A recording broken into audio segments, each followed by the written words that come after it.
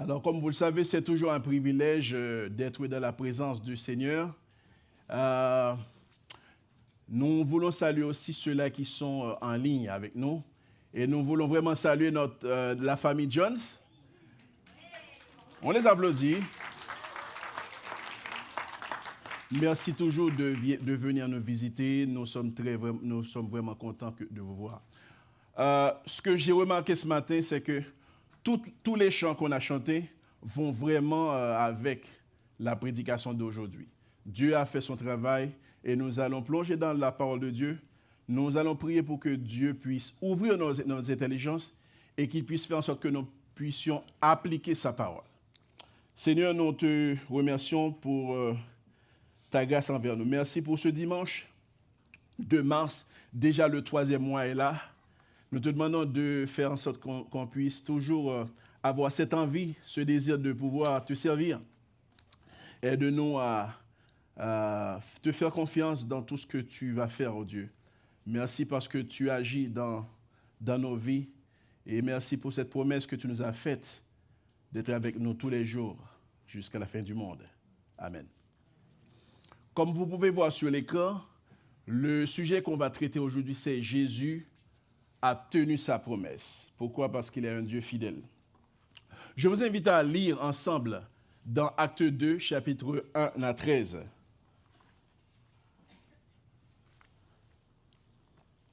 Quand le jour de la Pentecôte arriva, ils étaient tous ensemble au même endroit.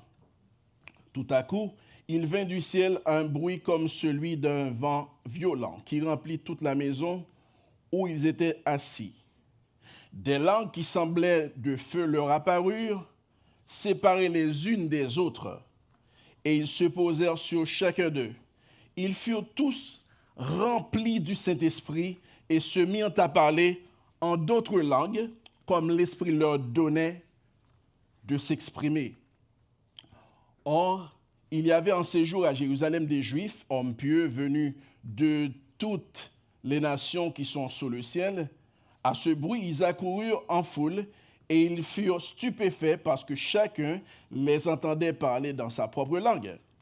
Ils étaient tous remplis d'étonnement et d'admiration et se disaient les uns aux autres, « Ces gens qui parlent, ne sont-ils pas tous galiléens?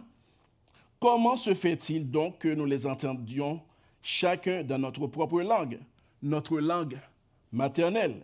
Parthes, Mèdes, Élamites, habitants de la Mésopotamie, de la Judée, de la Cappadoce, du Pont, de l'Asie et de la Phrygie, de la Pamphylie, de l'Égypte, du territoire de la Libye, voisine de Cyrène, et résidents venus de Rome, juifs de naissance ou par conversion, crétois et arabes, nous les entendons parler dans notre langue des merveilles de Dieu. Tous remplis d'étonnement et ne sachant que penser, ils se disaient les uns aux autres, « Qu'est-ce que cela veut dire ?» Mais d'autres se moquaient et disaient, « Ils sont pleins de vin doux. » Amen. Dans toute société, la crédibilité d'un leader repose sur sa capacité à tenir ses promesses. Dans beaucoup de pays démocratiques, des candidats ont tendance à faire des promesses. Mais s'ils ne parviennent pas à mettre en œuvre ces promesses qu'ils ont faites, ils perdront sans doute la confiance des citoyens. À l'inverse, un maire, par exemple, qui améliore réellement les infrastructures de sa ville conformément à ses engagements, renforcera normalement sa popularité. Et vous savez, même dans nos relations interpersonnelles, nous savons que la confiance ne se bâtit pas par des paroles en l'air, mais plutôt sur l'accomplissement des engagements pris. Et si cela est vrai pour les hommes, à combien plus forte raison pour Dieu? Dans l'Ancien Testament, Dieu a fait une promesse majeure à Abraham. En Genèse 22, verset 18, il lui a dit, « Toutes les nations de la terre seront bénies en ta postérité. » Pendant des siècles, Israël a attendu l'accomplissement de cette parole. Le peuple a traversé l'esclavage en Égypte, l'Exode, l'époque des juges, des rois, l'exil. Tout au long de ces périodes, qui est très normale, certains ont douté, mais quand même, il y a certains d'autres qui ont espéré. Mais la promesse de Dieu consistait en quelque chose de plus grand. C'était préparer quelque chose qui n'était jamais apparu dans l'imagination des hommes. Lorsque Jésus est venu, il a révélé que cette bénédiction universelle passerait par lui-même. Rappelez-vous que c'est Jésus qui dit « Je suis le chemin, la vérité et la vie ». Jésus-Christ est mort sur la croix, ressuscité le troisième jour, et avant de monter au ciel, il a dit à ses disciples qu'il enverrait le Consolateur. Quelle promesse! Ce qui s'est passé le jour de la Pentecôte n'était pas un simple phénomène étrange, mais plutôt l'accomplissement de la promesse de Jésus-Christ et la confirmation de la promesse que Dieu avait faite à Abraham. Des Juifs de toutes les nations, nous dit Luc, étaient à Jérusalem pour la Pentecôte. Ils parlaient différentes langues, mais à un moment donné, chaque individu de la foule, imaginez, entendait les disciples proclamer les merveilles de Dieu dans sa propre langue. C'était le tout début de l'universalité de l'Évangile. Les nations du monde entier étaient témoins ce jour-là de la puissance de Dieu. Alors la question qu'on peut se poser, pourquoi l'événement produit le jour de la Pentecôte était-il si important? Mais la réponse est que Dieu, un Dieu fidèle, voulait vraiment tenir en parole. Premièrement, Dieu avait promis à Abraham que toutes les nations seraient bénies en sa postérité. Donc cette bénédiction commence à se répandre au-delà même d'Israël. Deuxièmement, Jésus avait promis de bâtir son Église. Matthieu 16, verset 18 nous dit, c'est Jésus qui parle, il dit, « Et moi, je te dis que tu es Pierre, et sur ce roc ou cette pierre, je bâtirai mon Église, et que les portes du séjour des morts ne prévaudront point contre elle. » Alors là, c'est un édifice spirituel qui repose sur la déclaration de Pierre inspirée par Dieu. Ce n'était pas la réponse de Pierre. Troisièmement, Jésus avait promis de donner le Saint-Esprit, dans Acte 1er, verset 8. Il a dit, « Mais vous recevrez une puissance, le Saint-Esprit survenant sur vous, et vous serez mes témoins à Jérusalem, dans toute la Judée, dans la Samarie et jusqu'aux extrémités de la terre. » Donc on comprend là qu'il y a la puissance de Dieu qui enlève la peur chez les disciples et les comble de courage et de hardiesse. L'Église n'est pas née d'une stratégie humaine, mais plutôt d'une intervention divine, démontrant que Dieu est fidèle à ses promesses. Et aujourd'hui encore, nous les croyants, nous sommes des héritiers de cette promesse. Et si Dieu a pu accomplir ces paroles avec une précision absolue, alors nous pouvons lui faire confiance pour ce qu'il a dit concernant notre avenir, notre salut et notre retour glorieux. Et son retour glorieux. La vérité dans ce passage, c'est que la Pentecôte n'est pas seulement un événement historique, mais aussi la preuve que Jésus est Dieu, celui qui promet et qui accomplit. Ce qu'il faut retenir, ce qu'il faut se rappeler, c'est que Jésus, à un moment donné, dans Matthieu 28, verset 20, lorsqu'il est déjà ressuscité, il a dit à ses disciples, c'est une promesse, « Je serai avec vous tous les jours jusqu'à la fin du monde. » Mais comment est-ce possible, puisque Jésus, après sa résurrection, il est monté au ciel 40 jours après? Est-ce que c'est un menteur? Ou ce qu'il dit, il va l'appliquer, il va tenir sa promesse? Alors que les apôtres étaient réunis, c'est ce que nous dit Luc, à Jérusalem pour la fête de la Pentecôte, le moment était venu pour l'accomplissement de la promesse de Christ.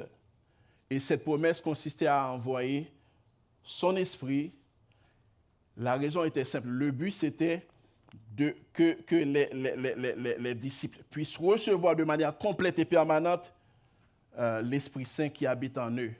Alors, on comprend vraiment le fait que Jésus a dit « Je serai avec vous tous les jours jusqu'à la fin du monde ». Il n'a pas menti, mais plutôt, il habite dans les croyants, dans ses disciples. C'est la raison pour laquelle Dieu vous envoie son esprit pour que vous puissiez vraiment appartenir à lui. Et la promesse qu'il nous a faite, elle est réelle, parce que Jésus est fidèle. Nous avons aujourd'hui cet esprit en nous qui nous guide, qui nous console. L'effusion individuelle de l'Esprit de Dieu dans la vie de 120 croyants a conduit à une proclamation efficace de son histoire. Et cette proclamation a dû transformer la vie en un seul jour de 3000 personnes. Non seulement c'est un miracle, mais c'est l'œuvre de Dieu. Cette merveilleuse effusion de Dieu a fourni la puissance surnaturelle et nécessaire permettant aux croyants d'apporter le message, un message qui est transformateur de l'Évangile jusqu'aux extrémités de la terre, d'après Acte 1, verset 8. Alors, le premier aspect qu'on va considérer aujourd'hui, vous savez que Jésus il est monté au ciel, mais le premier aspect, c'est que Jésus, puisqu'il est au ciel, il n'est plus avec les disciples, il agit invisiblement. Et on voit cette action parce que Jésus-Christ a envoyé comme promis son Saint-Esprit aux disciples. Alors, si vous ouvrez votre Bible, vous allez voir que le premier verset nous dit que les disciples étaient ensemble dans le même lieu, le jour de la Pentecôte. Cela veut dire que bien avant, lorsque Jésus est monté au ciel, lorsque Jésus a laissé ses disciples, les disciples n'étaient pas éparpillés, mais les disciples étaient ensemble. Et d'après le chapitre 1er, verset 13-14, cela nous confirme que les disciples ont fait plus que jamais confiance à Jésus-Christ. Et en attendant l'accomplissement de la promesse de Jésus, ils persévéraient dans la prière. C'est très important de remarquer le fait que les disciples persévèrent dans la prière. Hommes et femmes, ils étaient restés unis. Et l'une des leçons à tirer de ce verset, c'est que Dieu met l'accent beaucoup sur la vie communautaire de l'Église qui est son propre corps. Et lorsqu'on considère un corps n'est pas juste un seul élément. Un corps se compose des bras, des jambes, des orteils, des yeux, etc. Et quelqu'un ne va jamais dire « Moi, j'aime pas mon orteil » ou « J'aime pas mon doigt, je vais le couper ». Parce que le corps, chaque élément de ce corps est important. Et c'est très important de penser à cela.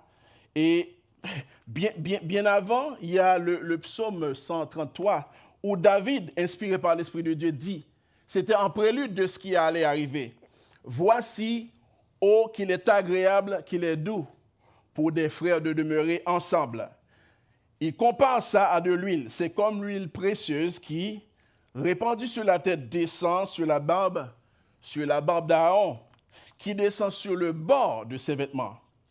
C'est comme, verset 3, c'est comme la rosée de l'Hermon qui descend sur les montagnes de Sion. Et puis il continue pour dire, c'est là que l'Éternel envoie la bénédiction. Des frères qui se réunissent ensemble, n'est-ce pas? Envoie la bénédiction, la vie pour l'éternité. On voit déjà l'accomplissement de cette promesse. Les 120 disciples réunis avaient en réalité chacun des personnalités différentes, tout comme nous ici.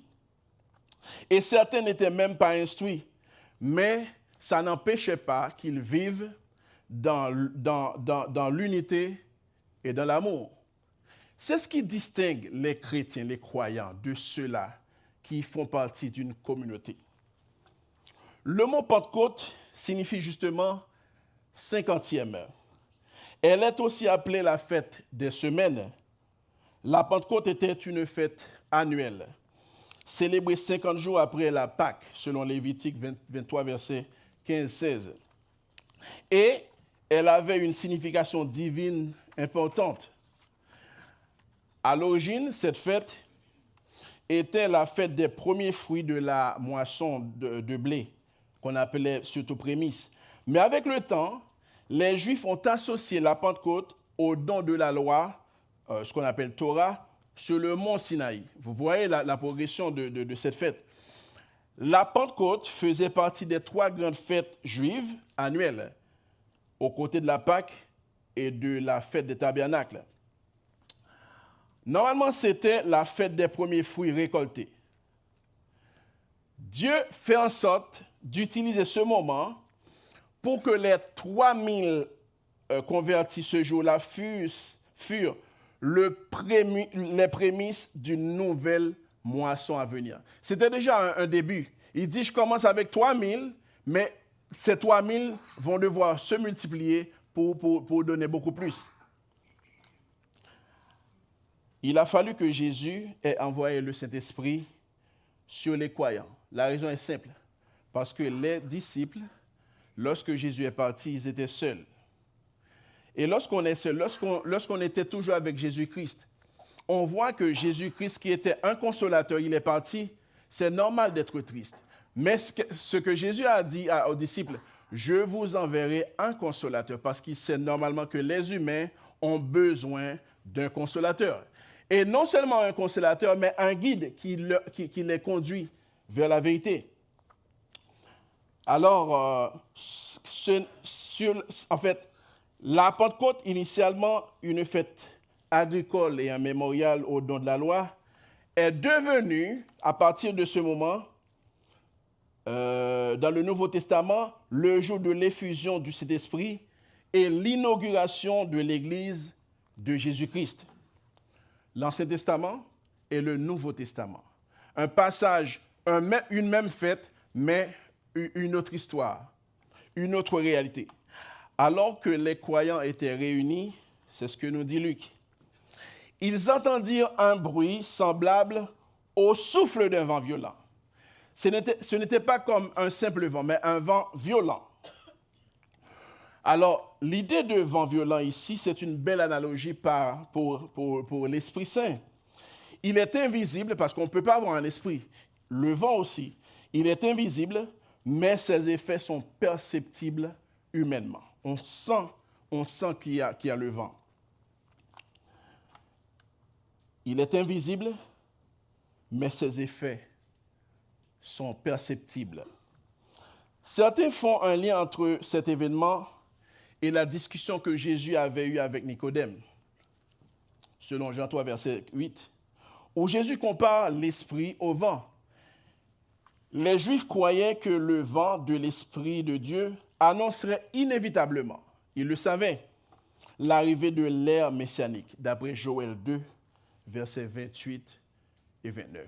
Donc c'est un passage que les Juifs ils connaissaient. Ils savaient qu'un Messie allait venir, mais ils savaient aussi qu'il y avait l'effusion du Saint-Esprit, où les jeunes, les vieillards, tous allaient être remplis du Saint-Esprit. Luc nous dit, au grand bruit du vent, il y avait des langues de feu qui ont apparu et se posèrent sur chacun d'eux. Ici, on voit une image visuelle des langues de feu. Les langues de feu n'étaient pas invisibles. Tout le monde pouvait voir que les langues descendent sur la tête des disciples. Alors, l'image de la langue symbolise la parole et la communication. Vous savez qu'on parle d'anglais ou espagnol, l'idée c'est de pouvoir communiquer avec d'autres personnes. Lorsqu'il y a un interlocuteur et un autre interlocuteur, ils ont besoin de se parler. Donc, ce qui fait le point commun, c'est la langue. Alors, Dieu utilise, en fait, des langues de feu pour symboliser qu'il voulait communiquer vraiment avec son peuple.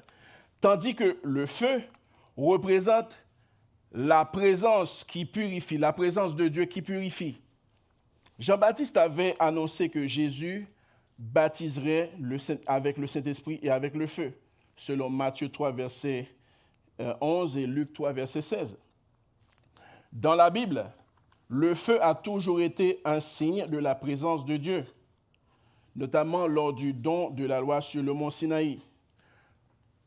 Cette fois, le feu descendait sur chaque croyant individuellement, indiquant que la présence de Dieu n'était plus confinée à un lieu spécifique, mais plutôt qu'elle était accessible à tous.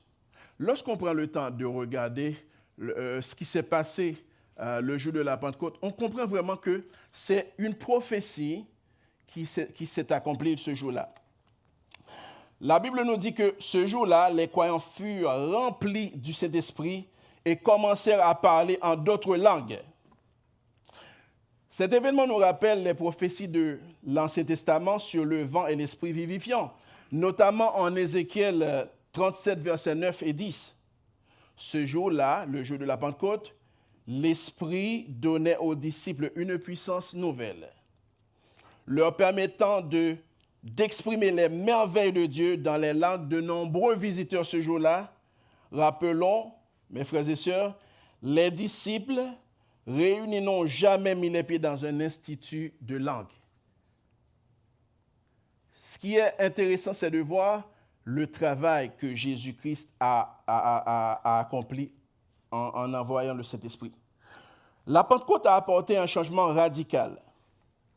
Ce qu'on voit, c'est que auparavant, il fallait que les gens viennent pour donner, pour offrir, mais on voit que d'abord, ce que Dieu offre, c'est le vent, puis le feu, puis la parole inspirée et divinement animée. Les apôtres possédaient désormais l'Esprit de Dieu d'une manière intime et puissante, plus que quiconque avant eux. Jésus est invisible. Pourquoi? Parce que c'est logique, il est monté au ciel, mais les résultats de cette expérience furent visibles. Ce qu'on a pu voir, c'est que les disciples parlaient des langues qu'ils ne connaissaient pas. Ils étaient inondés de joie. Ils louaient Dieu pour ses merveilles. L'effusion du Saint-Esprit à la Pentecôte marque le commencement d'une nouvelle étape dans l'histoire du salut, la formation de l'Église et l'expansion de l'Évangile. Rappelez-vous que Jésus a dit, sur cette parole, sur ce roc, je bâtirai mon Église. C'était un temps futur. Donc, il allait se préparer pour qu'il puisse bâtir son Église. Ce qu'on peut comprendre à partir de cela, c'est que l'Église n'a jamais été et ne sera jamais une initiative humaine. Les gens, parfois, ce qui est triste, c'est de voir des pasteurs qui se disent « j'ai fondé telle Église ». C'est comme si l'Église leur appartenait. Non, l'Église a comme chef suprême Jésus-Christ. Le deuxième aspect qu'on va aborder, c'est Jésus a manifesté sa puissance et commencé la bénédiction aux nations. Le jour de la Pentecôte, vous avez pu voir qu'un événement extraordinaire s'est produit. On a pu voir qu'il y a un bruit puissant comme un vent impétueux. Et une fois que cet événement s'est produit, c'est normal que la foule qui était là puisse accourir pour voir ce qui se passe. On a vu que des flammes semblables à du feu apparurent sur chaque disciple. Et soudain, les croyants commencèrent à parler en différentes langues. Donc, c'est normal que les gens accoururent et furent stupéfaits d'entendre les disciples parler dans leur propre langue maternelle. Cet événement était d'autant plus surprenant parce que dans ce temps-ci, lorsqu'on parle de Galiléens, c'est-à-dire que c'est des gens qui sont peu instruits. Alors, c'était ça le contexte. Mais comment Dieu agit? Dieu utilise n'importe qui pour faire de grandes œuvres. C'est comme ça, Dieu, lui, il agit. Et Dieu n'a pas besoin des gens avec des connaissances extraordinaires pour faire de grandes choses. Cela ne veut pas dire que Dieu ne va pas utiliser des savants, mais Dieu peut utiliser n'importe qui pour accomplir de grandes choses. Alors, ces Galiléens étaient considérés comme ordinaires et peu instruits. avec un accent rustique. Mais ce jour-là, ce qu'il faut retenir, c'est qu'il parlait maintenant couramment les langues des nations venues à Jérusalem, proclamant les merveilles de Dieu. Cet événement est l'opposé de ce qui s'est passé à Babel. Vous vous rappelez ce qui s'est passé à Babel? À Babel, qu'est-ce qui s'est passé? Les gens voulaient construire une tour parce qu'ils ne voulaient plus être sous la tutelle de Dieu. Et Dieu voit le cœur tortueux de l'homme, le cœur orgueilleux de l'homme. Qu'est-ce qu'il a fait? Il a confondu le langage des hommes. À Babel, les hommes voulaient s'élever par leur propre force, mais Dieu les a dispersés. Mais à la Pentecôte, Dieu unifie son peuple à travers son esprit, permettant la communication directe de l'Évangile à toutes les nations. Dieu utilise ce jour pour faire en sorte que tout le monde qui était uni, qui était réuni, qui était rassemblé, puisse entendre la parole. Il aurait fallu normalement qu'il y ait des interprètes, mais Dieu, c'est Dieu qui crée l'homme, c'est Dieu qui crée les langues. Alors il fait ce qu'il veut, il donne cette possibilité à ses disciples, aux 120 disciples, de pouvoir communiquer sa parole le jour même. Le même Dieu qui avait divisé les hommes sur le plan linguistique pour freiner l'orgueil humain, les a réunis à nouveau pour entendre le salut en Christ. La foule rassemblée était composée des Juifs dispersés dans d'autres nations, revenus à Jérusalem pour la fête. Des personnes installées en Judée après avoir grandi dans des pays étrangers, parlant différentes langues. Des nations païennes, témoins de cette démonstration surnaturelle. Donc c'était une population, c'était un groupe mitigé. Il y avait vraiment un mélange de toutes les nations. C'est pourquoi ils furent bouleversés. Alors ce bouleversement émanait du fait qu'ils entendent. Chacun pouvait de manière distincte entendre sa langue maternelle. C'était un peu étonnant. Pourquoi? Parce que, mais eux, ce sont des Galiléens. Je sais qu'ils ne sont pas si instruits que ça. Pourquoi j'entends ma langue maternelle qui parle des merveilles de Dieu? Alors, ce jour a marqué un tournant pour l'Église, faisant allusion à Ézéchiel 37, versets 11 à 14. Et l'Esprit de Dieu redonne vie. Alors, si Dieu pouvait donner vie à des eaux desséchées, il montre de manière spirituelle maintenant, il peut redonner vie à ceux-là qui sont morts spirituellement. Certains chrétiens, en lisant ce récit de la Pentecôte, se demandent pourquoi Dieu ne fait-il pas de miracles comme celui-ci aujourd'hui?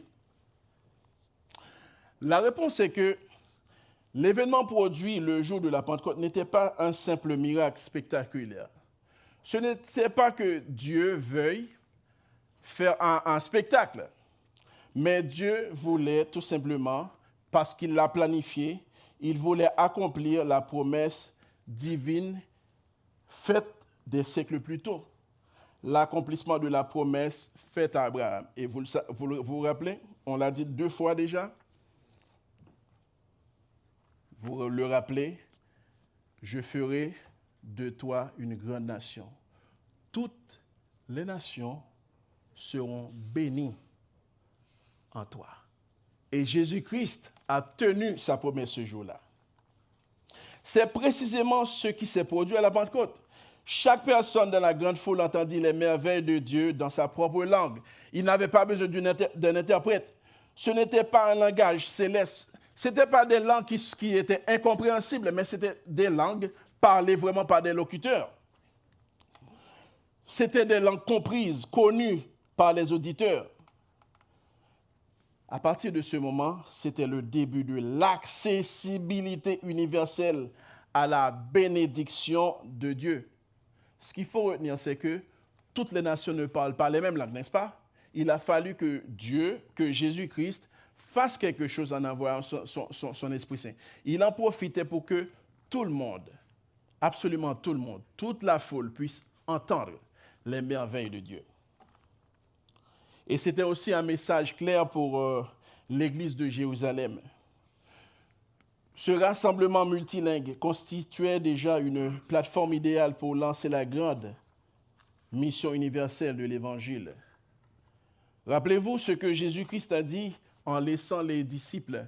Il a dit, allez, faites des disciples, les baptisant au nom du Père, du Fils et du Saint-Esprit. Ce qu'il a dit est intéressant, c'est faites de toutes les nations des disciples, les baptisant au nom du Père et du Saint-Esprit. L'aspiration de Jésus-Christ, c'était que l'Évangile atteigne tout le monde. L'Évangile devait atteindre toutes les nations dans leur propre langue. Très certainement, certains des Juifs présents ce jour-là étaient retournés dans leur pays d'origine, emportant avec eux la bonne nouvelle du salut. C'était 3000 âmes ce jour-là. Donc, vous imaginez un petit groupe papa dans sa région, mais c'est sûr qu'avec ce qui s'est passé, c'est sûr qu'il allait quand même répandre l'Évangile. C'était le désir de Dieu, c'était la volonté de Dieu. Que l'Évangile soit prêché ce jour-là, c'était déjà un tout début et ce qui va commencer. C'est la raison pour laquelle nous, ici, nous devons continuer cette œuvre. Et c'est un privilège que nous avons de pouvoir continuer l'œuvre que Jésus-Christ nous donne, que Jésus-Christ a commencé et que Jésus-Christ a donné à ses 120 et qu'on a eu cette multiplication de 3000 et plus tard, on devient beaucoup plus. Et Dieu attend que nous aussi, nous communiquions sa parole. Mes frères et sœurs amis, quelle est la vraie signification du don des langues? Le but principal de cette première manifestation du don des langues était simple: faire connaître le message de Christ au monde entier. La Pentecôte annule la confusion de Babel en rassemblant un nouveau peuple, uni par le Saint-Esprit, malgré les différences linguistiques, y compris les cultures. Dieu a fait en sorte que ce jour-là, que toutes les cultures, toutes les langues, toutes les tribus puissent constituer un seul peuple. C'était surtout le désir de Dieu. Le royaume de Dieu est pour toutes les nations, toutes les langues et toutes les ethnies, sans distinction aucune. Dans le monde où nous vivons, il y a des gens qui font des distinctions, n'est-ce pas? Ils disent, nous, on n'a pas besoin de toi. Mais Jésus-Christ a besoin de tout le monde. Peu importe vos défauts, peu importe la classe à laquelle vous appartenez, Dieu ouvre ses bras, il veut accueillir toutes les nations. Il a accompli sa promesse en disant, toutes les nations seront bénies en ta postérité. Et il a fait ce jour-là. Jésus prouve qu'il agit puissamment dans la vie des croyants jusqu'à la fin du monde, comme il l'a promis. C'est le plan de Dieu avant même la fondation du monde, que tous puissent entendre la parole de Dieu. Enfin, le troisième aspect, c'est que Jésus a provoqué à travers cet événement des réactions contrastées dans la foule. Depuis l'époque de Jésus-Christ, Jésus-Christ a toujours eu quelques-uns qui l'aimaient, mais il avait toujours des ennemis.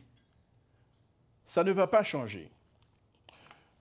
De nos jours, lorsque vous regardez, lorsqu'il y a un événement extraordinaire qui se produit, imaginez, vous étiez là, rassemblés pour assister à quelque chose, et puis, soudainement, il y a un événement extraordinaire qui se passe.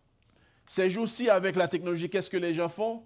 Généralement, les jeunes, et les femmes aussi, ils prennent leur téléphone portable, ils veulent immortaliser le moment. Ce jour-là, il n'y avait pas de téléphone portable, ni d'appareil. Mais vous comprenez combien ça a pu attirer l'attention de ses auditeurs. Alors, il y avait deux groupes de gens dans cette foule, dans cette grande foule. Certains furent émerveillés, et le mot grec traduit par étonné signifie littéralement bouleversés, troublés. Ce n'est pas juste dire « Waouh, c'est beau ça ». Non, non, non. Ils étaient troublés. Il y a une différence lorsque vous êtes surpris ou étonné, tout simplement. Et puis, il y a quelque chose qui vient quand même, qui vous attire l'attention, qui vous interpelle. L'attitude de ce premier groupe n'était pas « Waouh, ils parlent des langues étrangères », c'est pas ça. Ils disent « Waouh, qu'est-ce que ça veut dire ?» Ils ne comprennent pas. Parce que normalement, c'est impossible pour un humain qui n'a jamais appris de langue étrangère puisse parler des langues étrangères qui puissent atteindre l'oreille de ses auditeurs. Ces gens demandèrent une explication lorsqu'ils disent « Que veut dire ceci ?» Parfois, lorsqu'on pose une question « Qu'est-ce que cela veut dire ?» On cherche parfois une explication vague, mais eux, ils voulaient vraiment savoir. Ils étaient un peu troublés. Troublés, c'est le fait de dire, mais je crois que dans Joël 2, la Bible, la parole de Dieu prédit qu'il y aurait un moment où les jeunes, les vieux, etc., tout le monde allait être rempli du Saint-Esprit. Est-ce que vous pourriez me dire, est-ce que c'est bien ce que je suis en train de voir? C'est la raison pour laquelle ils étaient troublés.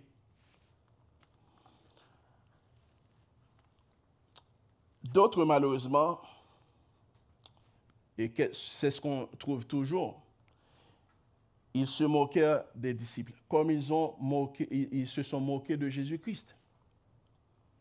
Au lieu de chercher la vérité, ils préfèrent ridiculiser l'événement. Avec une attitude arrogante, ils attribuèrent ce miracle à une cause purement naturelle. Ils sont pleins de vin d'eau. Alors, la logique lorsqu'on est ivre, mais je n'ai jamais été ivre, c'est juste que j'ai vu des gens ivres.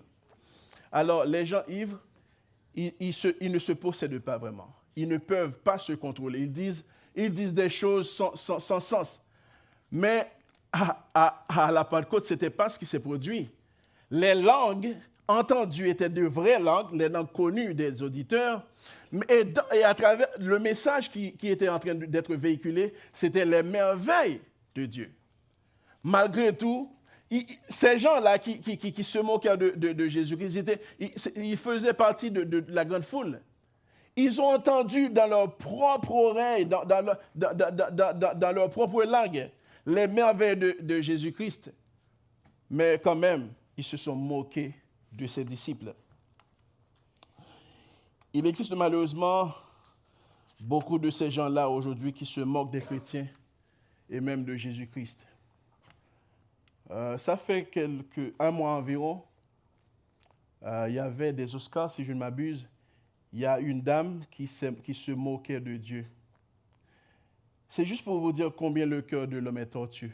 Ils écoutent la parole de Dieu, mais ça n'empêche pas qu'ils se moquent des chrétiens et de Jésus-Christ. Mais un jour viendra où ces gens ne se moqueront plus de Jésus-Christ. Parce qu'il y a un jugement qui vient, et s'ils ne se convertissent pas, ils vont en enfer. Alors ce deuxième groupe de personnes passèrent à côté de l'œuvre puissante du Saint-Esprit. La question posée par certains dans la foule, à savoir que veut dire ceci, est cruciale. Les gens étaient venus dans le but de présenter leurs offrandes et assister au déroulement de la fête d'une si grande envergure. Remarquez bien ce qui s'est passé. Les gens sont venus parce qu'ils voulaient offrir, ils voulaient faire une offrande. Mais au lieu d'offrir, c'est Dieu qui leur donne. Qu'est-ce que Dieu donne? Cette bénédiction qu'il a promise à Abraham depuis des siècles. Toutes les nations seront bénies en ta postérité. La Pentecôte a été aussi un signe pour Israël, accomplissant les prophéties de l'Ancien Testament. Et cette fête, ce jour-là, est devenu un outil d'évangélisation, lançant alors une mission universelle de l'Église. Les disciples, remplis de l'Esprit, ont immédiatement proclamé l'Évangile aux nations. Pour terminer, mes frères et sœurs, lorsqu'on regarde la Pentecôte, il y a quelque chose d'essentiel. Et l'essentiel de la Pentecôte ne réside pas dans ce miracle qu'on a vu, qu'on a pu voir, par le vent, par le feu et par le parler en langue, mais dans l'accomplissement des prophéties annoncées d'avance. Il y a le début du témoignage des apôtres et la fondation de l'Église promise par Jésus-Christ. Rappelez-vous ce que Jésus a dit, « Je bâtirai mon Église et les portes du séjour des morts ne prévaudront point contre elle. » Ça a été accompli. Aujourd'hui encore, cette mission continue. Comment? Parce qu'en tant que croyant, chaque croyant est appelé à vivre sous la direction du Saint-Esprit et à témoigner de Christ avec puissance. La Pentecôte marque un tournant décisif dans l'histoire de l'Église. Ce jour-là, le Saint-Esprit est descendu sur les croyants, produisant des effets profonds. Un feu intérieur qui purifie et donne de l'ardeur. Une parole proclamée avec audace. Auparavant, les disciples n'auraient jamais eu ce courage de proclamer l'Évangile. Mais avec la venue du Saint-Esprit envoyé par Jésus-Christ, les gens, ses disciples, avaient l'audace, avaient le courage, avaient la hardiesse de pouvoir communiquer avec puissance la parole de Dieu. Alors, qu'exige alors cet événement chez nous qui sommes croyants aujourd'hui? Devant une telle situation, devant un tel événement, cet événement exige notre humilité et notre dépendance totale au Saint-Esprit.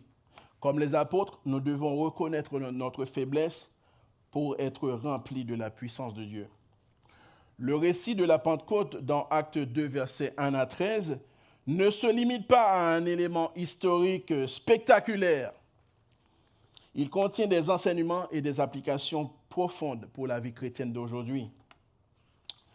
L'attitude des disciples nous enseigne, nous qui sommes ici, l'importance de la patience et de la prière dans notre marche avec Dieu. Plutôt que d'agir dans la précipitation, nous devons apprendre à attendre le temps de Dieu et à marcher et à chercher sa direction par la prière. Ce moment lors de la Pentecôte est un exemple qui dénote que la vie chrétienne ne peut pas être vécue par notre propre force, mais par l'action du Saint-Esprit en nous. Nous devons chercher, mes frères et sœurs, quotidiennement la plénitude du Saint-Esprit pour être un témoin efficace et vivre une foi dynamique. Comme les 120 disciples, nous devons favoriser l'unité au sein de l'Église, accepter les différences culturelles, user de tolérance et le plus important, c'est manifester l'amour les uns envers les autres. Que dit Jésus-Christ? À ceux-ci, tous connaîtront que vous êtes mes disciples. À ceci veut dire quoi? C'est lorsque vous avez l'amour les uns pour les autres. Nous ne sommes pas une communauté où on vient chaque dimanche pour chanter tout simplement. Mais on est venu ici pour quelque chose de plus grand, pour adorer notre Seigneur et puis pour communiquer, pour communier avec nos frères et sœurs dans l'amour fraternel réel. Si nous nous réunissons et qu'au sein de nous, il n'y a pas d'amour, ça ne sert vraiment à rien.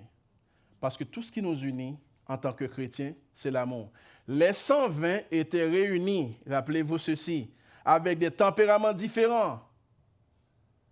Avec c'est sûr que certains ont eu des tempéraments difficiles, mais ils ont quand même vécu ensemble, en priant ensemble, en parlant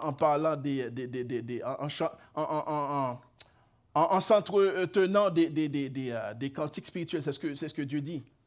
Mes frères et sœurs, Dieu nous appelle à quelque chose de plus important que juste un simple miracle. Il a fallu que ce miracle s'accomplisse pour que l'Évangile soit prêché. Nous devons être conscients que certains accueilleront le message avec foi, tandis que d'autres le rejetteront. Mais ne soyons pas découragés par les moqueries ou l'incompréhension. Mais persévérons, mes frères et sœurs, dans la foi et dans notre témoignage partout, jusqu'à la fin du monde. Je vous rappelle ceci, Jésus a dit, je serai avec vous tous les jours et jusqu'à la fin du monde. Est-ce qu'il a menti? Non. Il vit en nous. Et quel privilège que nous avons aujourd'hui d'avoir le Saint-Esprit de Dieu qui habite en nous. S'il y a quelqu'un ici qui n'a pas encore reçu Jésus-Christ dans sa vie, il faut vraiment y penser parce que les temps sont mauvais, les jours sont si courts. On ne sait pas à quel moment on peut laisser cette terre. Je vous invite à y réfléchir et penser à vraiment avoir Jésus-Christ dans votre vie pour que le Saint-Esprit puisse vous habiter. Prions. Seigneur, nous sommes conscients de nos faiblesses, nous sommes conscients de nos imperfections. Merci pour tout ce que tu as fait dans nos vies. Merci parce que tu uses des lèvres de ton serviteur pour communiquer des paroles qui sont parfois difficiles à exprimer, mais tu nous as permis de pouvoir communiquer cette parole à notre frères et sœurs. Permets au Dieu que cette parole puisse toucher nos cœurs, que nous puissions comprendre comme les 120 disciples, nous avons pour mission de communiquer la parole à toutes les nations. Que nous puissions contribuer à l'œuvre, à cette prophétie de Dieu, d'atteindre toutes les nations. Tu as fait ton œuvre déjà, mais tu veux que nous puissions participer à cette œuvre. Donne-nous la hardiesse, donne-nous cette puissance, au Dieu, de pouvoir communiquer avec ceux-là qui n'ont pas encore reçu le pardon de Jésus-Christ. Merci pour ton amour, merci pour ton Église. Nous te demandons d'édifier ton Église chaque jour pour qu'on puisse grandir spirituellement. Nous te prions, Jésus. Amen.